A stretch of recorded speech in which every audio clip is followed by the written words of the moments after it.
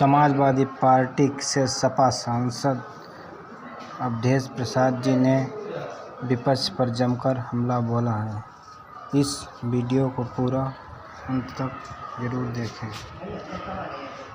भारत लाया जा रहा है, सीधे एनआईए अब उसकी पूछताछ, पूरे मामले की कार्रवाई दोबारा होगी। एक बड़ी उपलब्धि है आतंक के ऊपर नकेल कसने में भारत की है। हमें अपनी न्यायपालिका पर गर्व है और ऐसे मामले में कानून अपना काम करेगा और न्यायपालिका, हमारे देश की न्यायपालिका जिसका गौरवशाली इतिहास है, ऐसा फैसला देगा कि फिर ऐसी वारदात देश में नहीं होगी। गृह मंत्री अमित शाह का कहना यह है कि ये इस सरकार की एक बड़ी उपलब्धि है, क्योंकि एक बड़ा आतंकी हमला तक कई मासूम लोगों की जान गई थी। एक लंबे समय से अमेरिका जेल में बंद था, लेकिन वहां पे इस तरह से भारत सरकार उस पर कार्रवाई नहीं हो पा रही थी। तो अब मौका मिला है, अब उसमें और भी जो केस में चीजें हैं वो भी सामने आएंगी। ऐसा है, 10 वर्ष से तो इनकी सरकार है, तो ये जो बात कह रहे हैं तो उसको तो पहले लाना चाहिए था,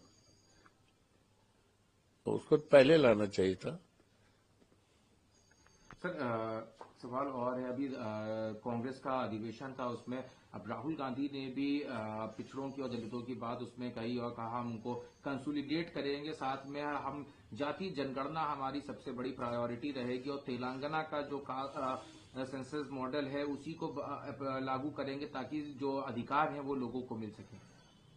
हमारे समाजवादी पार्टी के हमारे नेता आदरणीय अखिलेश यादव जी ने, राष्ट्रीय अध्यक्ष जी ने पहले से ही जातीय जनगणना की घोषणा की है और अपने चुनाव घोषणा पत्र में भी, जो हमारा चुनाव घोषणा पत्र 24 का था, उस घोषणा पत्र में स्पष्ट रूप से लिखा हुआ है कि हमारी सरकार बनेगी तो हम इस देश में जातीय जनगणना करा करके ऐसे लोग जिनको अब तक अधिकार नहीं मिला है, अधिकारों पर पर्दा पड़ा था, उनको हक और अधिकार दिलाने के लिए जातीय जनगणना बहुत आवश्यक है। हम उसको कराएंगे। सर, चिराग पासवान ने भी एक बयान दिया है, उन्होंने कहा है कि हम जातीय जनगणना के पक्ष में, लेकिन जातिगत जो राजनीति है उसके पक्ष में नहीं है जो विपक्ष कर रहा है, और हम उसके पूरे पक्ष में हैं और बिहार में हम इसको सबसे पहले जातीय जनगणना को और सबका जो अधिकार है महिला और युवाओं को उनको दिलाएंगे। देखिए, ऐसा है, चिराग पासवान तो राम विलास पासवान जी के बेटे हैं, तो जग जाहिर है कि कितना वो भारतीय जनता पार्टी के चंगुल से अलग होकर के अपनी विचारधारा कर पाएंगे, ये देखना है। क्योंकि अभी वक्त पर जब मतदान हो रहा था तो वह बिल पर, तो वो बिल पर उन्होंने बिल के समर्थन में और भारतीय जनता पार्टी की सरकार में रहते हुए समर्थन किया था। तो भारतीय जनता पार्टी चूंकि जातीय गणना से इतर है, तो और ये भारतीय जनता पार्टी की सरकार में है, तो इनसे कैसे उम्मीद कर सकते हैं। खैर, ये भविष्य बताएगा। गृह मंत्री अमित शाह का एक और भी बयान, उन्होंने कहा कि पश्चिम बंगाल में जैसे ही पश्चिम बंगाल की जनता ममता बनर्जी की सरकार को हटाएगी, वैसे ही वहां पे गरीबी और बेरोजगारी दूर होगी, जो इन्फ्लेशन है उसमें काफी कमी आएगी, क्योंकि कई चीजें हैं जिसपे वहां पे कोई कंट्रोल नहीं आती सरकार का। ऐसा है, ये ममता बनर्जी जिस राज्य से मुख्यमंत्री हैं, वो राज्य हिंदुस्तान में है, हिंदुस्तान का एक हिस्सा है। तो हिंदुस्तान के तमाम ऐसे राज्य हैं, जैसे हमारा उत्तर प्रदेश है, देश का बड़ा राज्य है, तो वहां तो न गरीबी हटी है, न अन्याचार घटा है, न उत्पीड़न हटा है, तो उनका ये कहना, और मणिपुर देख रहे हैं आप, मणिपुर 2 साल से जल रहा है। क्या मणिपुर इस देश का हिस्सा नहीं है? लेकिन न तो हमारे देश के प्रधानमंत्री जी को इस विषय पर सोचने का मौका मिला है, न हमारे देश के गृह मंत्री जी को। तो ये बातें जो कह रहे हैं, पहली बात तो ममता बनर्जी की धरती इतनी मजबूत है कि वहां से उनको टस से मस नहीं कर पाएगा। उनकी जड़ें इतनी मजबूत हैं, ममता बनर्जी को, जड़ों को, जो इतनी मजबूत जड़ें हैं, कोई हिला नहीं पाएगा। और ये अमित शाह जी की कोई कल्पना है। सर, अभी आपने उत्तर प्रदेश का जिक्र किया। उत्तर प्रदेश की कानून व्यवस्था को लेकर कल अखिलेश यादव ने भी बयान दिया, उससे पहले उन्होंने भी ट्वीट किया, चाहे बनारस की घटना रही हो, फतेहपुर की घटना।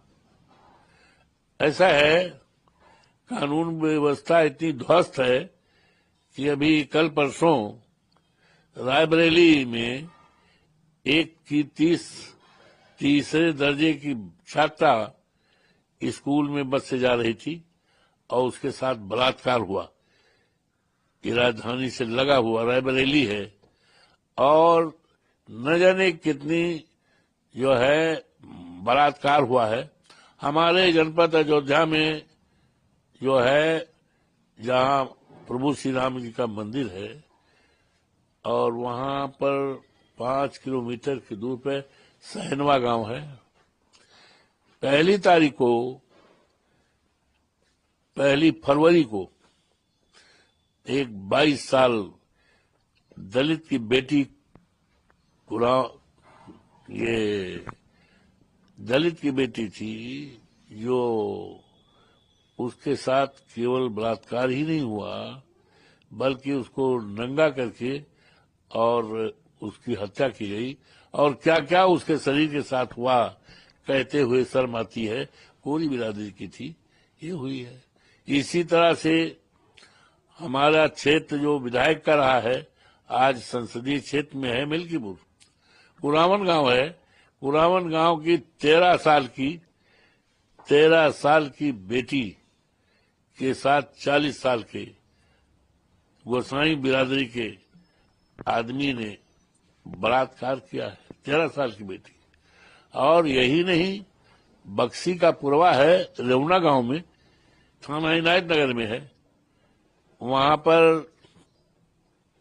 पर जो है, स्कूल में बेटी जा रही थी, कॉलेज में फीस जमा करने के, और गुंडों ने उसको पकड़ लिया, उठा करके फैजाबाद ले आए और उसके साथ इतना सामूहिक बलात्कार किया कि बेहोश हो गई। और फिर उसके घर जाता है फोन कि लड़की जो है अस्पताल में बीमार पड़ी है, बेहोश पड़ी है। परिवारजनों ने देखा तो ये बिहार और पुलिस ने फिर अपना रिपोर्ट दर्ज हुआ और गिरफ्तारी हुई है। और यही नहीं, सरियावा एक गांव है अयोध्या जनपद में, सरियावा में गरीब पासी बिरादरी का था, अनुसूचित जाति का, उसकी हत्या कर दी गई। चौकीदार था। और इसी प्रकार से तारुन में एक लड़की को जो है आत्महत्या कर लिया, क्योंकि जबरदस्त तरीके से पुलिस उत्पीड़न कर रही थी। अयोध्या जनपद में ये रामनगर, ये हनुमानगढ़ ही है, गांधीनगर शहर में है। वहां पर हनुमान जी का मंदिर भी है। मंदिर के पूर्व गांधीनगर है। वहां पर 12 साल की एक लड़की के साथ बलात्कार हुआ। ये क्या है, क्या दर्शाता है, ये क्या दर्शाता है। और अभी परसों थाना इनायत नगर स्थित डोभियारा एक गांव है, डिबिहावा में एक पुजारी थे। पुजारी को गला काट करके सिर उनके चौखट पर रख दिया गया। ये क्या दर्शाता है। ये महाराजगंज में, जो आगरा में है, महाराजगंज थाने में एक 9वीं में पढ़ने वाली लड़की के साथ सामूहिक बलात्कार किया गया, बस्ती में किया गया। तो ये तमाम घटनाएं गोरखपुर में किया गया। तमाम घटनाएं 2 रोजाना आ रही हैं ये इस बात का संकेत है कानून व्यवस्था पूरी तरह से ध्वस्त। और दूसरी बात जो खास बात है कि योगी बाबा का तो बुलडोजर चलाया। हालांकि हम बुलडोजर के पक्ष में नहीं हैं, कई बार हमने बयान भी दिया है। आप लोगों ने पूछा, प्रेस ने पूछा, तो हमने कहा देखिए कानून के राज में और भारतीय दंड विधान में, सीआरपीसी में, आईपीसी में, एविडेंस एक्ट में कहीं पर बुलडोजर चलाने का कहीं कोई प्रोविजन नहीं है। और इतने कड़े कानून हैं, सजाए मौत है और उम्र भर की कैद है, आजीवन कारावास है, सजाए मौत तक का प्रोविजन है। तब जब इतना सफिशिएंट कानून और व्यवस्था है तो बुलडोजर चलाने का क्या मतलब है?